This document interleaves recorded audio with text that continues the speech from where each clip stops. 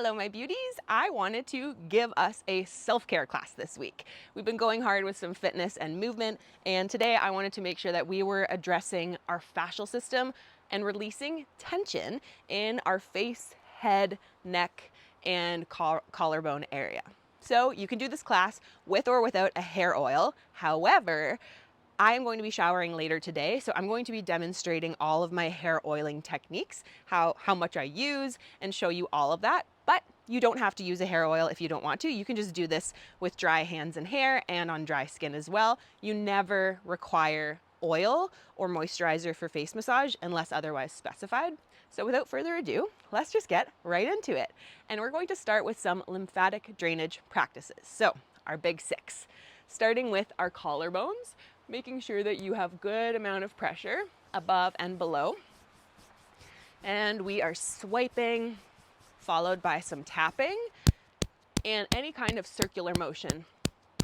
Trying to use, I gotta remember to slow down sometimes because our body loves the tune of a metronome. Switching sides to the other collarbone, I put a finger above and below just to make sure I'm hitting all the points. However, I think it's more important to be above from all of the different techniques I've seen. Same thing, some good slaps, some good taps, making sure I'm not going too quickly. Next point being on the sides of the neck, just under the ear. Remembering to breathe while you're doing this, and don't make it uncomfortable. Just press as hard as feels good. Slapping for the side of the neck. I feel like this alone, you guys, has slimmed my neck, and when I tap it, I feel fluid leaving. Not sure if you guys know, the biggest lymph node, one of the biggest, is right here above our clavicles, and all of our lymph nodes along our jaw and on our face drain into that area. So if you don't open these, if you don't open the side of the neck, if you don't then open up the jaw, and obviously now we're moving into the ear, if you don't do this, you can actually get lymph stagnation. So a lot of people who have double chins, that's just fluid buildup underneath the jaw. So doing these kinds of practices to help open the drainage pathways, just really help everything drain. You can really use common sense here. Whatever feels good, moving down to that collarbone. To keep on the big six though, to not go too off track. We then go with armpits. And I'm not as concerned with the lower body today. We aren't getting into a fitness class. Of course, it's a good practice every time you're doing the big six to just complete it. So that would now be on the belly. But I'm gonna leave it here for us because, to be truthful, I've already done my big six today, which then ends on the groin, the back of the knee points, and then some rebounding. So if you haven't done some rebounding, get in a couple heel bops with me. And then we're going to get right into some neck massage and stretches, and then going for the face, a little bit of release in our brow. We're going to do a little bit of masseter work, and then I'm going to get into the head and scalp massage with or without hair oil. All right, got some nice rebounds in. So to start, we're going to find a neck stretch. So bringing your hand over, and you can either just kind of clasp your hands and let them fall where they may, or if you want an extra stretch, you can put the middle finger in the ear, not in the whole of the ear, above that, right where it would hook naturally. Take an inhale, reach the left arm down, and shine that portion of your neck, your platysma, your sternocleidomastoid. Look how tight that is. I got a tight neck, you guys. A lot of us do. So breathing into this stretch, and you can rotate the chin around and see what feels good. If you'd like to take it further, you can also do some tapping. I love this. I find the vibration helps wake up and break up that big band of muscle as well. And gently coming back to switch sides, bringing the other arm overhead, and whatever technique you found on that side, reach the right arm away, inhale, exhale, tip that neck to the sky. Instead of just dumping left, it's like you grow and you stretch and you open the body. Same thing, if it feels good to tap, if it feels good to just reach, if it feels good to move your chin around, whatever will help release your neck. And whenever you're ready, coming out of it. And then I love to just let the head drop all the way back. It will not fall off. Take a big inhale. And exhale and let it stay. And then we're gonna roll from left to right. So I'm gonna roll to the right first. So big inhale first. And take your full exhale to roll to the right. Inhale back to center, tipping your head back. And exhale, roll to the left, ear over the left shoulder. Nice, one more inhale here. And this time on the exhale, bring your chin down to your chest. Nice, stretch out the back of the neck. If you like, you can interlace your hands behind your head and just use the weight of your hands and your arms to bring a gentle pull. You should feel that up the back of your neck in a way that's pleasant. Don't strain here. Keep breathing. And then release your hands first and gently roll up until your chin is parallel with the earth. Beautiful. Any other little final neck rolls or stretches you have to do? Wiggle it up. We are good. We're now going to come onto the neck and stretch our trapezius muscle. So in order to do any kind of myofascial release therapy and elongate our necks, we first have to constrict them. The body is a funny thing. So what you're gonna do for this, I may tip you guys back a little bit. What you wanna do is put your hand behind you on your waist as high up as you can. This shoulder, left shoulder, relaxed. Right shoulder, hiked up. You want your shoulder to meet your head. Instead of dropping your head, which you're also going to do, think more of your shoulder rising to meet your head. So at the same time that you're dropping that head kind of diagonally, looking up a little bit, you're bringing the shoulder up to meet here. So there's a bunch of constricting and it should burn. This is exactly what you want. This is the issue that we are all doing, and the body doesn't know the difference between being contracted or not contracted. It doesn't really know relax unless you exaggerate it and make yourself relax as a result of a difference and a contrast. So this is gonna feel crazy and burning on our body. Our body knows contraction, contraction.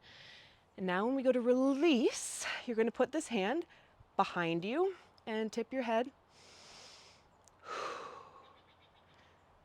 And now we're going to begin the process of stretching out this muscle. See this bulky thing here? All you're gonna do with the opposite hand is hold some of that down on the clavicle, and then using the blade of the right hand, you can use a little vibration or just straight up, deep, deep, deep. You are scraping the muscle like butter, as if it were cold butter, and then elongating that trapezius. So think of it's this muscle that comes down and meets into this bulk of our back. It's this triangular trapezius that, would look like this if it were bulky. Look at the difference between that, nice and manly, and relaxed. So this is one of those beautification stretches where you're really pressing in and using your breath to stretch. Keep going. It is difficult to get the mind-body connection for this. You can also swap your hands. When I was first learning with Anastasia, I found actually that almost like resting my hand on myself and using the other one, I was able to kind of then move my hands apart. And this will require some hand strength. And you'll build it up. Oh, I just got a good pop. It's a great sign. Stretching out that area. It should feel nice and open. If you even just pause for a moment and you feel your two sides, it should feel a little more relaxed on your trapezius. So now let's repeat that on the other side. So hand goes behind us at the waist as high as it can go. The head is looking a little bit away and then dropping. And then that shoulder is being hiked up to meet the neck. And we're causing all of this bunching at the trapezius. We are causing it to burn. We are telling our body contract, contract, contract, because we want to then send the signal of relax, relax, relax. And if we don't do this contraction work, we kind of are subtly doing it all day. And our body is kind of staying contracted all day because we never exaggerated enough to show our body the stark contrast between what this feels like and then hand behind the back, what this feels like. So you have to be really obvious to the body when it comes to myofascial massage. You first have to contract to send that signal, and then you can relax. And only when you relax then for also an extended period of time. So now once again, we're kind of holding down the platysma to the back and the collarbone, and then using the blade of this hand to press in, slide, keep breathing, scrape up to the jawline and the ear. Once again, if you want to swap hands, it would be here and here, pressing really into that triangle created above your clavicle. Basically what we're addressing is this bulk. So you're pressing on it like that, and then separating it, elongating the muscle. Beautiful. Oh, if you get some cracks, I always get some good cracks. I wish you guys could hear it. Now, one of my favorite things, pinching that trapezius. I find both feel good when I cross my arms. So sometimes you may want to do this, lift your shoulder to get more of a pinch. Pinch wiggle and tell it to relax and chill out. And then to finish it, push it to the back. So you really have to use strong fingers. And like I said, you'll have to build up the strength in your hands. Doing Anastasia's program, I realized, oh my gosh, how much strength you have to have in your hands and arms to do all of this. So once again, this idea is I'm just kind of grabbing that whole trapezius and encouraging it backwards. Always breathing with all of these motions and trying to relax every other part of your body. If you're hunching this arm up while you're doing this, that's no good. Try and remain in good posture and relaxed, have good bone stacking. And a lot of this is mind-muscle connection. So as you're telling your body, relax, this is good, I have good posture, you're creating that environment in your body, and the results will yield better results. Okay, let's move on to the head and face, where the thing is really at today. So, with or without hair oil, start by just loosening your hair. And we're going to begin massaging the temporalis, which is this whole, if I could draw it for you guys, it would be like a big, beefy little tenderloin right around here on both sides of your head. So you can either curl your hands and use your first knuckles if they're stronger, or you can use your fingertips, whatever's actually going to give you more tension relief, whatever has more strength. So for me, that's those first couple little knuckles. Of course, I should mention, you can also use a tool, such as a gua sha stone, or I have these natural sandalwood hair combs through Healer. And these are great. Oh, shoot. Ooh, yeah. So all I'm doing is literally in every direction, left and right, up and down. So now that the temporalis is loosened up, I am going to focus on the back of the neck a little bit. So I'll turn around to show you guys. I am going to start pinching. If this is my spine in the middle, I'm going to pinch left and right of it alternatively. And you can kind of take turns, grabbing just right of the spine. It should be right where your hair begins. When boys have short hair, you can kind of see these two lines that go up, these two bands of muscle on either side of the spine. You're kind of grabbing onto that, and you're just pinching it, and then gently sliding your fingers apart while they're pinching the skin. Pinch, breathe, elongate. Pinch, breathe, elongate, fingers come apart. So if you do find you have some sagging and skin issues here, as you're pulling on the back, what it is doing is tightening your neck all the way around. And then this is another technique you can also do, where you place your hand on your throat and you turn your head as if your fingers were stuck like glue to your skin, gliding it back. There's so many techniques, so I don't want to go too all over the place. So let's go back to that neck. Once again, on the left side of the spine, you can kind of like bend your head and feel it. There's like a little tendon here. So we're grabbing onto that tendon. If you want to tilt your head back, it's a great way to grip more. If you find that you can't grab anything, you need to do this all the more because that means that you have a lot of fascial adhesion. You want to be able to pick your skin off of your muscle and bone. You don't want there to be any tightness of skin to muscle. This one's really tense for me, so I'm taking a long time to pinch it. To let it know, like, chill out, man. And elongate. Wow, this one's so much stickier than the other side for me, which can have a lot to do too with how you sleep. You know, if your neck is kinked up, sleeping on your right or your left over the other, whew, you can really feel the difference. Okay, now massage all the heck over your head, hitting everything with strong, strong fingers. And after enough movement over your whole scalp, run your fingers through any hair you do have. Let the fingertips meet at the top of your head and grab and pull up. As you do this, relax your shoulders. Keep breathing. Move your head from side to side. And you want to do this over all of your scalp. This is boosting circulation, which is super healthy for the hair. So see how the middle section isn't done for me?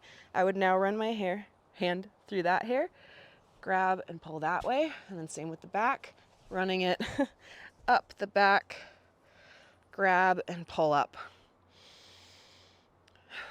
Releasing tension, releasing anywhere that you can't wiggle. You want to be able to wiggle your scalp over your skull. So this is the goal. If there's any areas where there is tension, I find for me at the back, kind of along this band, it's probably where it's the tightest for me. So feel into your own head where the area of most tension is. For a lot of people too, it's like right here along the hairline, because obviously all of the muscles, like the temporalis and then the frontalis muscle, are connected. So if you have tension in your temporalis, you know, there's a good chance that it's pulling and causing tension on your frontalis muscles. So now that we've hit the scalp, now that we've hit the 360 around the face, we're gonna get into some face massage, and then I'm going to oil my hair and do a little style for you guys, just to leave you with something if you do end up oiling your hair as an option that you could wear all day. So let's start with the brow and that frontalis muscle, because we nicely relaxed that temporalis.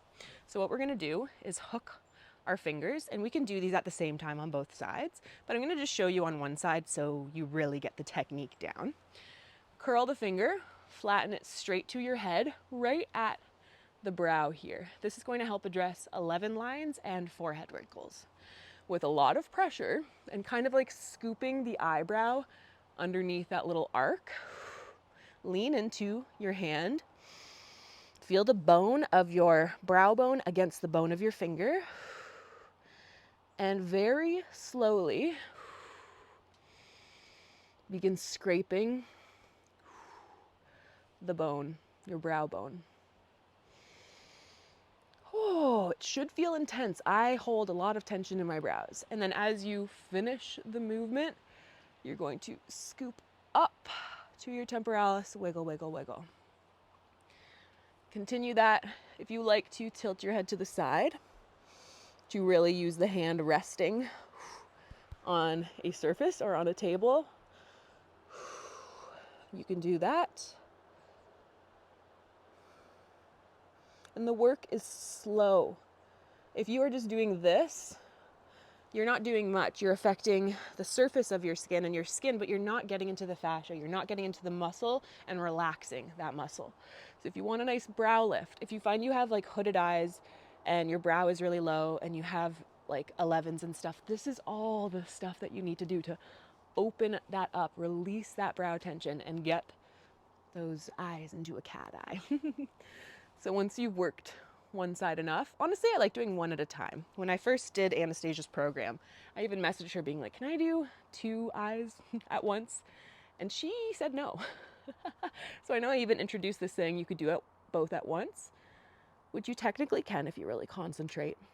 But I find so much of myofascial massage is feeling and directly using what you're feeling in every moment to inform the next second and how much pressure you're using and all of the above. So once again, I've done that hooked right at the brow, the beginning of my eyebrow, and I'm cleaning the bone. I am scraping the bone and then dumping it up into the temporalis. And then I love to end these with using my hand as a squeegee to encourage that lift. And then hold your hand into that lift. And with this finger, you're going to, what's this called? Rub. Rub along your frontalis muscle. There's a belly of our forehead. The muscle comes down like this. So when you go this way along the striated lines of the muscle, you help break up that tension. So if you do have eyebrow lines when you aren't doing that, this is a great way to do that. Anastasia also explained that you could put one hand on the eyebrow, one hand at the hairline and separate. But I kind of love the holding up of the brow because I feel like it's a 2-for-1. And doing this across the entirety of the forehead. So same with this side. Kind of doing a couple passes to tell the body, relax the brow, lift into our beautiful cat eye. No tension in the forehead or the temporalis. Hold it at the top. And then doing our rubbing. And why you also want to hold is because you need to pre-tense, or not that you could cause other issues, but you're not going to get as deep into the muscle. If this is slack and I'm just moving, see how much my skin moves? You want to hold it taut so that what's moving and what's being forced to move isn't the skin, but the muscle under the skin. Rubbing all over across the frontalis. And just telling that to calm down. Some gentle wiping up. Now moving into the lower face just a little bit before we get into the hair, just to relax the jawline and that masseter. So same nice little curl technique. And you can do this 2 ways.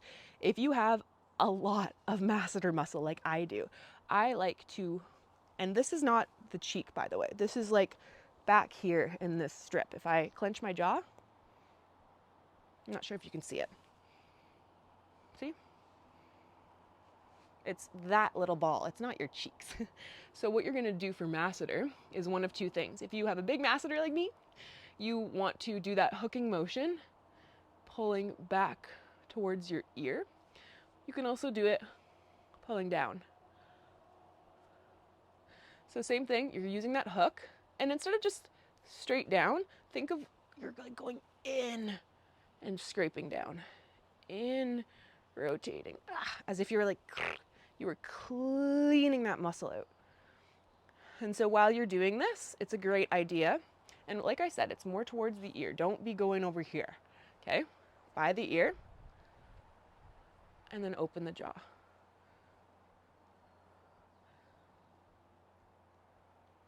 I like doing both.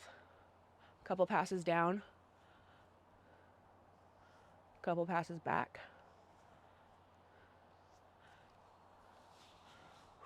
And then I like to end it with just those swipes towards that ear lymph node area so that any fluid in the face can drain to that area, these lymph nodes, that lymph node, and then to the larger clavicle lymph node. So same with the other side, both techniques. Real strong, opening the jaw, pressing those fingers in, and like scraping down, not just like boom, boom. Really, really strong. I used to have a lot of jaw clicking when I did this, and slowly it's gone away. And then same thing, just sending all of that to the ear and down the neck to the clavicle, to the ear, down the neck. Just draining towards the ear and encouraging any tension or lymph fluid down. Okay, now let's do some tapping underneath the jaw because we did so much work to open our lymph system. So if you do have a little bit of a double chin, we're going to encourage that to go away. So now here we go with the thumbs coming in, under, and then I like to literally, like as if I were squeegeeing my dog off from water. You know, I kind of like squish her arms with all of her fur to get the water off. That's how I kind of treat this one. I've never seen Anastasia do this part, but it feels really intuitive and good to me. So I love to do it. So once again, you're just bringing your thumbs underneath your chin, scraping under that jawline, lots of tension, use lots of strength with the thumbs. And then as I get to here, slim the neck, pulling it down. Chin forward, good posture. Scrape, scrape, scrape underneath. I really want you feeling the underside of all of this. If you can't get under your jawbone with your thumb like that, that means you have a lot of stagnation and buildup here. So this is going to be great for you to work on because you want to be able to feel all of that bone. If you feel little bumps, that is fibrosis. Those are fibroids, and you can break them up. If this isn't enough and you find that the lumps are all along the jawline, I could keep going, but you can scrape the jawline, kind of pinching it like this to release. But it's time we get to the hair oiling. So if you want to go on with your day, that is a beautiful place to end it. If you do want to oil the hair and get it into a cute little hairstyle, we're going to continue on. So you can use whatever hair oil is your favorite, but of course I sell one and you guys get it for 30% off. So please take advantage of that. And all you're going to do is start with brushing your hair so that you really separate all of the strands. And I love to brush my hair with this sandalwood comb that I also sell. Oh my gosh, it feels like a lice check because it's wood and very pointy.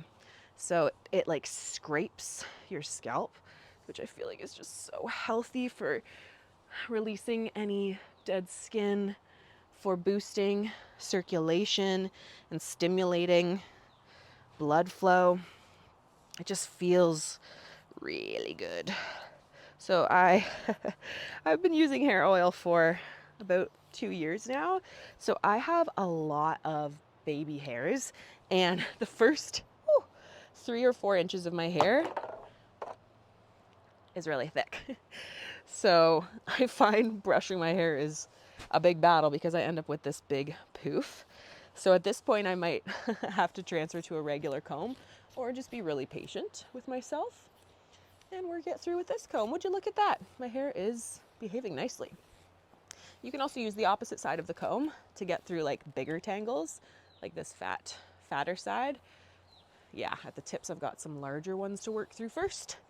So make sure you brush your hair root to tip so that the oil can glide on all of the hair strands.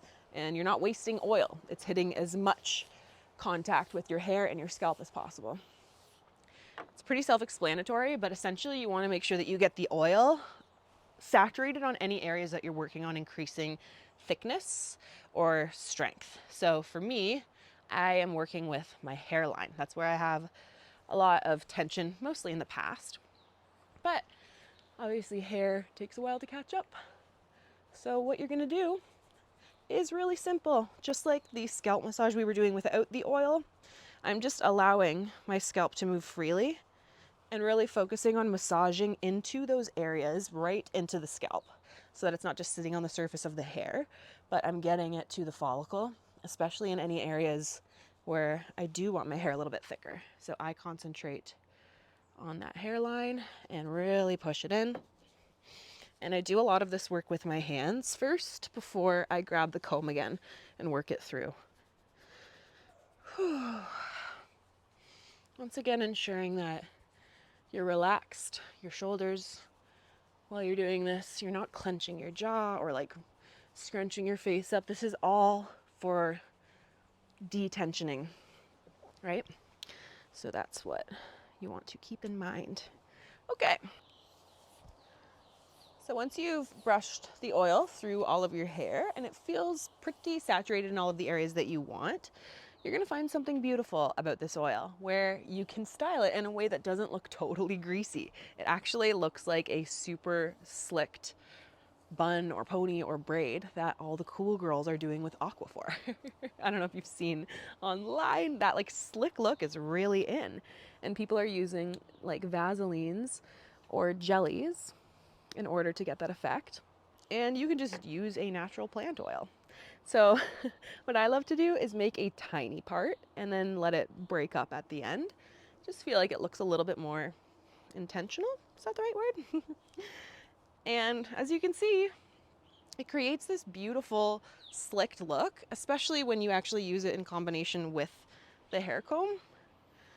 You can get it looking pretty fancy, pretty slick. I then just put it in a ponytail, nice and basic. And sometimes I'll leave it like this. Other times when I have a little bit more hair oil and I was going to town a little bit more, I would braid this pony and it's gonna look like the most glossy, beautiful braid. So you know what? Why not show you guys what that looks like? I've got you already, so I may as well complete the look. Basic 3-section braid.